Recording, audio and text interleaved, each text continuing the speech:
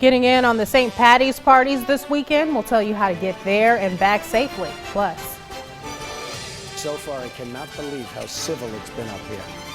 The latest Republican presidential debate takes on a different tone than usual. We've got your highlights coming up. WHBF is local for you. This is Local 4 News this morning.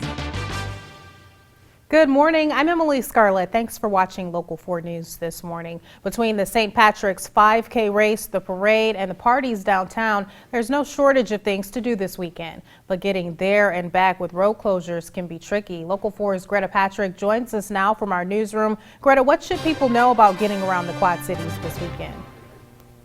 Good morning, Emily. Well, there are a lot of special services being offered this weekend on public transit. Drivers, on the other hand, should keep in mind that all morning, getting around downtown Rock Island and Davenport will be really tricky.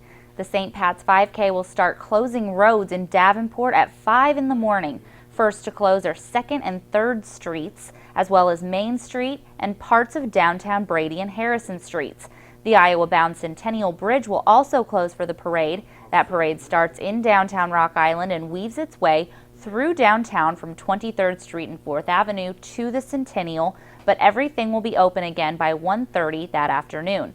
And for those of you riding the bus this St. Patrick's Day, there are also a few things you should keep in mind. Anyone can ride Davenport's city bus system at no charge this Saturday as part of their Green Saturdays, and Metrolink will be running their Route 10 from 7:30 in the morning until 5:30 that night.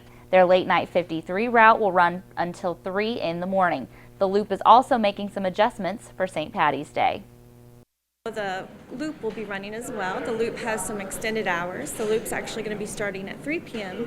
this Saturday and then ending at 2:30 when you account for daylight savings time. We certainly hope that you utilize the mass transit that's available to you. Just everyone be safe, take advantage of the services that we have. Go to our website, download schedules, and you'll be good to go.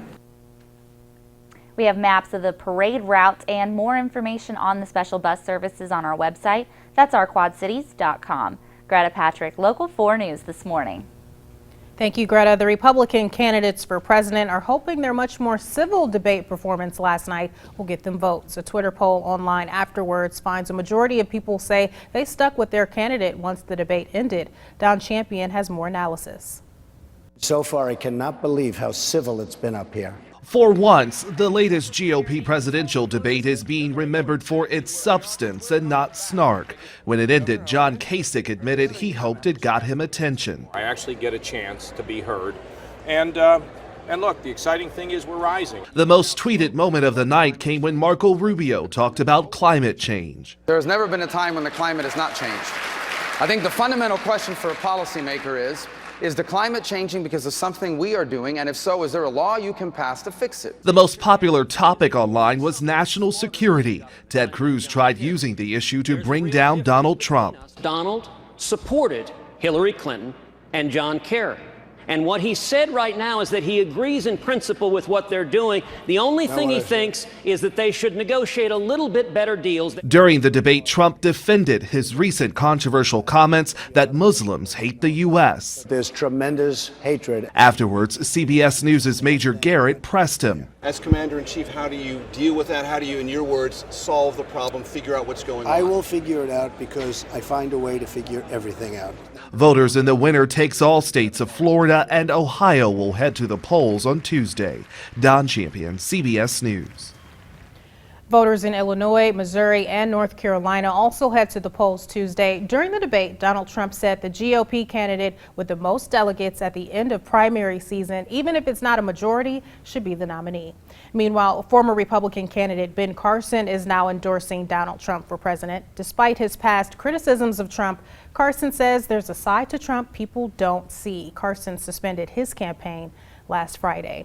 In other national news, funeral services will be held today in Simi Valley, California for Nancy Reagan. The former First Lady died this week at the age of 94. First Lady Michelle Obama, as well as former First Lady Hillary Clinton, will be among those in attendance.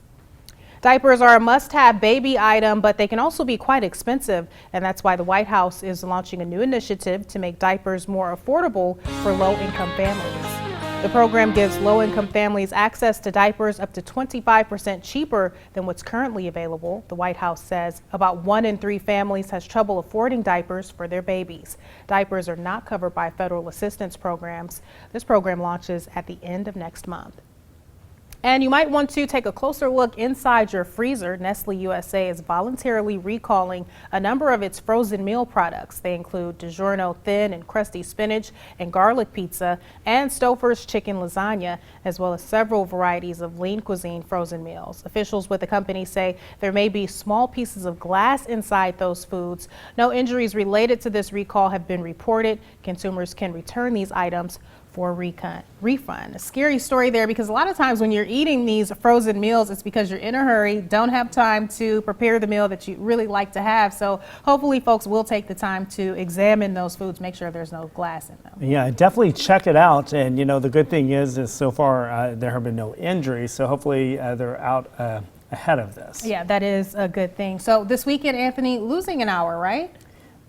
Yes, we are. We have to spring forward here, yes. Yeah, so that'll be tough, especially as folks are out wanting to celebrate the St. Patty's festivities happening here. Yeah, I'm sure if they're out celebrating Saturday night, they're not concerned about that hour right then and there until they have to get up early on Sunday morning and Monday morning. Yeah, they probably won't even notice. How are things looking outside on this Friday morning, Anthony? You know what? I'll figure it out. I always figure it out.